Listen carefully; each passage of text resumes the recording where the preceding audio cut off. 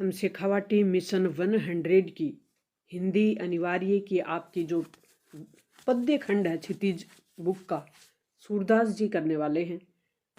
तो सूरदास जी का जन्म होता है वो 1478 में होता है और इनका जन्म स्थान है वो मथुरा के निकट है।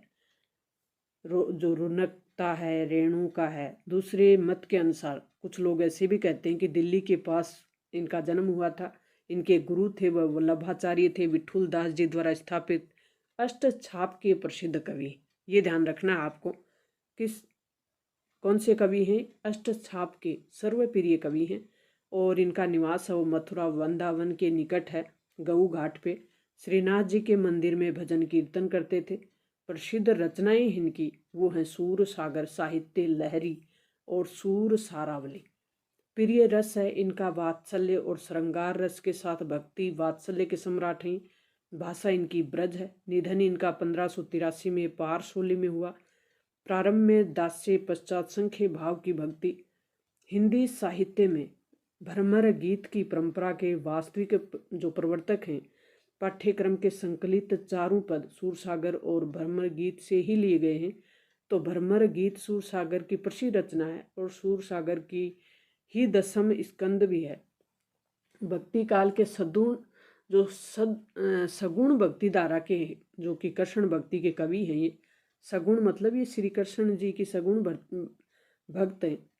हिंदी साहित्य के चमकते सूर्य की उपमा इनको दी गई है। सूर तुलसी शशि यानी पुष्टि मार्ग जहां जात पंक्ति सूरदास के लिए विठुल दास जी ने कही थी। तो इनसे बनने वाले महत्वपूर्ण प्रश्न हैं। उनमें से हम देखेंगे कि गोपियों ने किसके बहाने उद्धव पर व्यंग किया था, तो भ्रमर। गोपियों को छोड़कर श्री कृष्ण कहाँ चले गए थे, तो मथुरा चले गए थे। मधुकर शब्द किसके लिए प्रयुक्त हुआ है, उद्धव के लिए। गोपियों ने उद्धव की योग साधना को किसकी उपमा दी थी, तो ये दी थी कड़वी ककड़ी की। पुरही शब्द से तात्पर्य क्या है, कमल। गोपियों का मन रात दिन सोते जागते किसके नाम की रट लगाता है, तो ये लगाता है कृष्ण की। व्याधि शब्द का तात्पर्य क्या है, तो इस चैप्टर में व्याधि शब्द का अर्थ है शारीरिक कष्ट से। गोपियों ने अपनी तुलना किससे कर दी, तो गोपियों ने की थी हारिल पक्षी से। हारिल नाम का एक पक्षी होता है, उससे गोपियां अपनी तुलना करती हैं। तो गोपियों ने कृष्ण को सच्ची प्रेमी के स्थान पर और क्या उपमा दी थी, तो ये दी थी कुटिल राजनीतिज्ञ की, श्री कृष्ण को।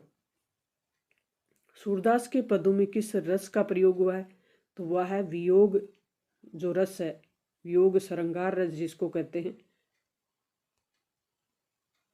उधो तुम ही अति बड़भागी। गोपियों ने ऐसा क्यों कहा, उधो तुम हो अति बड़भागी, भाग्यशाली क्यों कहा, क्योंकि उधो प्रेम बंधन से सर्वदा उसी प्रकार मुक्त रहे हैं जिस प्रकार कमल जल में रहकर भी जल से प्रभावित नहीं होता। कमल का जो फूल है वो जल में रहकर भी जल से प्रभावित नहीं होता।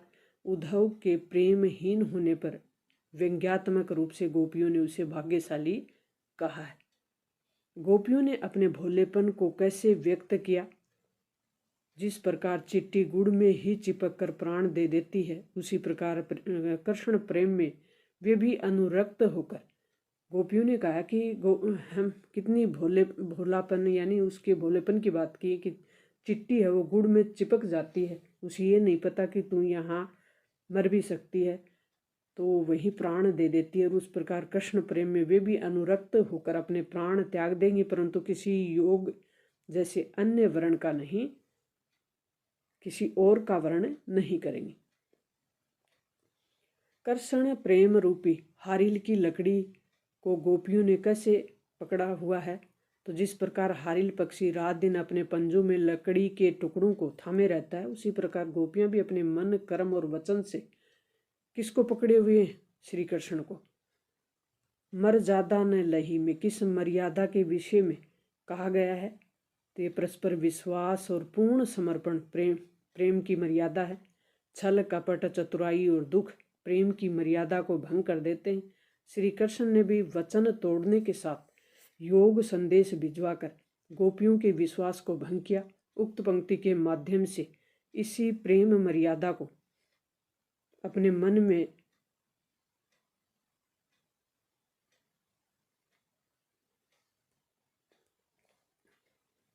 के नष्ट होने की बात कही गई है, जबकि गोपियों ने वंश परिवार की मर्यादा कृष्ण के लिए त्याग दी। मन की मन ही मांझ रही, मन की मन ही मांझ रही, गोपियों ने ऐसा क्यों कहा? गोपियों के अनुसार श्री कृष्ण मथुरा से वापस आएंगे और उनकी विरह वेदना को सुनेंगे, परंतु इस उम्मीद की विपरीत श्री कृष्ण स्वयं न आकर किसको भेज देते? उद्धव को भेज देते हैं और उसके माध्यम से ही संदेश भिजवा रहे हैं। इस प्रकार गोपियों के मन की जो अभिलाषा है वो मन में ही रह जाती है। तो मन की मन ही मांझ रही, यानी मन के अंदर ही रह जाती है। मन की बात है वो मन के अंदर ही रह जाती है। दीर्घ उत्तर के प्रश्न इस प्रकार से बनेंगे। सूर की गोपियों की वाक चातुर्य की विशेषता लिखिए। सूरदास जी के ब्रह्म गीत से संकलित पदों में गोपियों के जो उद्धव के साथ जो संवाद हुए उसमें गोपियों ने अपनी सरल और भावपूर्ण जो प्रेम भक्ति है उसकी अभिव्यक्ति से उद्धव के ज्ञान योग को तुच्छ सिद्ध कर दिया। तुच्छ यानी छोटा। उद्धव को अपने निर्गुण योग पर बड़ा अभिमान था। गोपियां अपने हृदय की वेदना प्रकट करती हुई सगुण प्रेम है उसको प्रकट करती हैं और उद्धव जैसे ज्ञानी और योगी निरुत्तर कर देती, यानी उद्धव के पास गोपियों की बात सुनने के बाद कोई उत्तर नहीं होता, इसे कहते हैं निरुत्तर। योग साधना को कड़वी ककड़ी और व्याधि कहना तथा व्यंग में उद्धव को बड़भागी और कृष्ण को राजनीति शास्त्र का ज्ञाता कहना गोपियों की वाक चतुर्यता को स्पष्ट करती है। गोपियों के तर्कों और शंकाओं का कोई समाधान उद्धव के पास नहीं होता। इससे गोपियों के एक निष्ठ प्रेम के सामने उद्धव का सारा ज्ञान है और नीतिज्ञता है वो असहाय हो जाती है। पठितांश पर आधारित प्रश्नों के उत्तर ये पढ़ने के बाद आपको उत्तर देने हैं।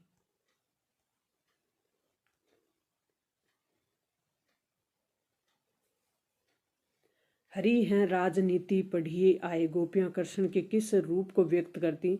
एक प्रकार के राजनीतिज्ञ। राजनीति पढ़ी आई यानी क्या पढ़ के आए हैं? राजनीति पढ़कर आए, यानी राजनीतिज्ञों जैसी उनकी भाषा, राजनीतिज्ञ के रूप में उनके लिए शब्द हैं वो यूज किया जाता है गोपियों के द्वारा। गोपियों के अनुसार अनीति क्या है? प्रेम रीत को त्याग कर योग साधना अपनाने का जो संदेश देना, पहले प्रेम करना और फिर बदल जाना, ये उन्होंने क्या कहा है? अनीति। उक्त पद की काव्यगत विशेषता और गोपियों की विशेषता क्या है? काव्यगत विशेषता तो क्या है? ये ब्रज है, भाषा में है, अलंकार रूपक अलंकार है, रस कौन सा है? वियोग रस है। गोपियों की विशेषता पद में जो गोपियों की जो विशेषता हुई है वो वाक विद्वता एवं व्यवहार है, कुशलता तथा चातुर्यपन प्रकट हुआ है। पहले के भले लोगों में कौन सा स्वभाव होता था? तो पहले के जो भले लोग होते थे वो दूसरों की भलाई के लिए सदा तत्पर रहते थे। इस नेक काम के लिए वे समय कष्ट सहने के लिए भी तैयार होते थे। ये पठितांश है, इसको पढ़कर उत्तर देना। फिर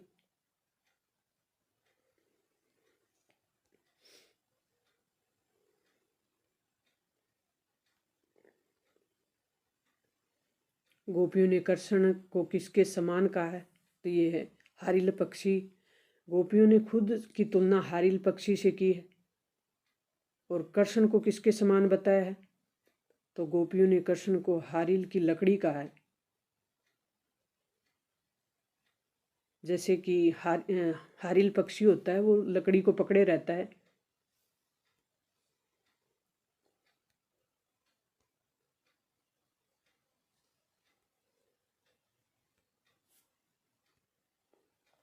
उक्त पद में निहित काव्य सौंदर्य कौन सा है? तो यह अनुप्रास अलंकार है। पद में रूपक अलंकार है, ब्रज भाषा का प्रयोग हुआ है, वियोग श्रृंगार रस का प्रयोग हुआ है। गोपियों ने कैसे लोगों को योग संदेश देने की बात कही?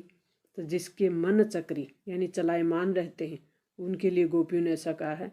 ये तो सूर तनु ही ले सौंपो जिनकी मन चक्री। पंक्तिका से क्या है?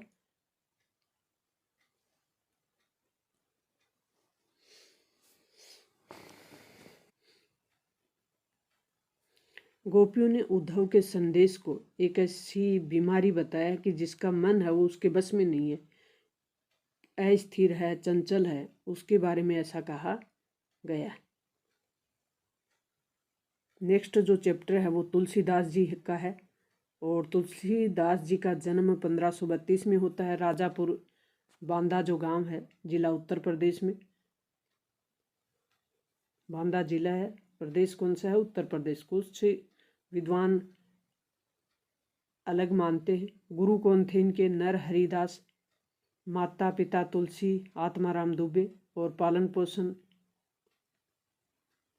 जन्म का समय, बचपन का नाम राम बोला। इनके बचपन का नाम क्या था? राम बोला। पत्नी रत्नावली। भाषा कौन सी यूज हुई है तुलसीदास जी की रचनाओं में? अवधी ब्रज भाषा। सगुण भक्ति मार्ग के कवि हैं ये। और प्रमुख रचना रामचरितमानस है, कवितावली है, गीतावली है, दोहावली है, कृष्ण गीतावली है, विनय पत्रिका है, हनुमान बाहुक है, रामलला, नटशुभ, पार्वती मंगल, जानकी मंगल, ये इनकी रचनाएं हैं प्रमुख। और परलोक गमन कब होता है इनका? 1623 विक्रम संवत, जो विक्रम संवत है वो 1680 है। इनके संबंध में एक उक्ति प्रसिद्ध है कि संवत 1680 गंग के तीर, श्रावण शुक्ल सप्तमी, तुलसी तजो शरीर। कि शरीर ने तुलसी जी ने अपना शरीर है वो कब तजा था वो बताया गया है, संवत 1680। इस चैप्टर से अपने प्रश्न बनेंगे वस्तुनिष्ठ प्रश्न। महाभट्ट शब्द से क्या तात्पर्य है? महान योद्धा। धनु ही समतिपूर्व धनु, विदित संकलन संसार मुक्ति। इसमें कौन सा अलंकार है? उपमा अलंकार।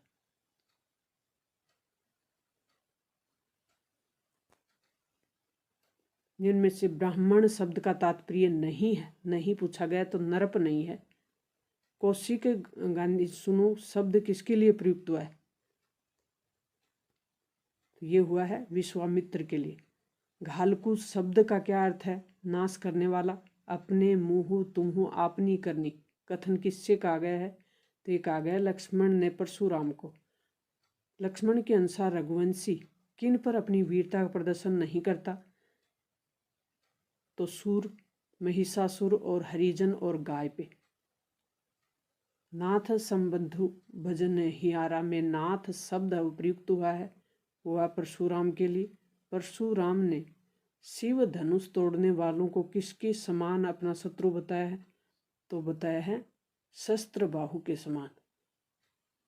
व्यर्थ धरुहु धनु बाण कुठारा, कथन किसका है? लक्ष्मण का। रघुकल भानु की संज्ञा किसे दी गई है? राम को। बालकों के गुण दोषों की ओर ध्यान न देने की बात किसने कही थी? तो ये कही थी विश्वामित्र। भृंगु कुल केतु, भृंगुसुत, भृंग वंश मुंशी ने अनेक बार भूमि को क्षत्रियों से विहीन कर किसे प्रदान की? ब्राह्मणों को। परशुराम ने लक्ष्मण को काल वंश क्यों बताया? क्यों बताया? वे शिव के धनुष को बाकी धनुषों के समान बता रहे थे। इस प्रकार आपके लघुत्रात्मक प्रश्न बनेंगे। परशुराम जी ने किन शब्दों में लक्ष्मण को फटकार लगाई है? तो परशुराम जी ने कहा कि तुम अपने काल के वश में होकर ये सब बोल रहे हो, और तुम रघुवंश है उसको कलंकित कर रहे हो। तुम बिना किसी अंकुश के ये सब बातें कह रहे हो, पर मैं सत्य कहता हूँ कि तुम क्षण में ही काल कलवित हो जाओगे। यदि तुमने खुद पर नियंत्रण नहीं रखा तो शीघ्र ही प्राणों से हाथ धोना पड़ेगा। कुशल वीर पुरुष की लक्ष्मण ने क्या पहचान बताई? तो लक्ष्मण ने कहा कि सूर वीर जो होता है वो शत्रु को रणभूमि के सामने देख, रणभूमि में यानी युद्ध भूमि में अपने सामने देखकर अपने पराक्रम का परिचय वो देता है। वे धैर्य नहीं खोते और मुंह से अपशब्द नहीं निकलते। अपने पराक्रम का वर्णन वे स्वयं कभी नहीं करते, यानी खुद की प्रशंसा खुद नहीं करते। इस प्रकार की पंक्ति है।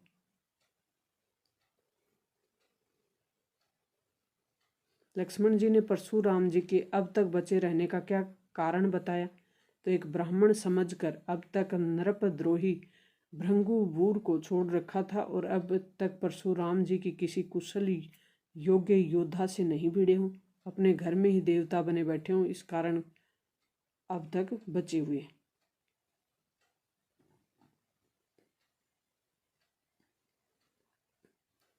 इस चैप्टर से इस प्रकार से प्रश्न बनेंगे, तो आप थोड़ा सा देख लें इनको।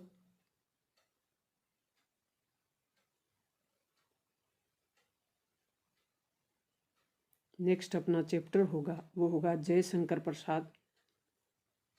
तो अगले वीडियो में अपना जयशंकर प्रसाद हम करेंगे। मिलते हैं नेक्स्ट महत्वपूर्ण प्रश्नों के साथ। तब तक थैंक्स, ऑल द बेस्ट।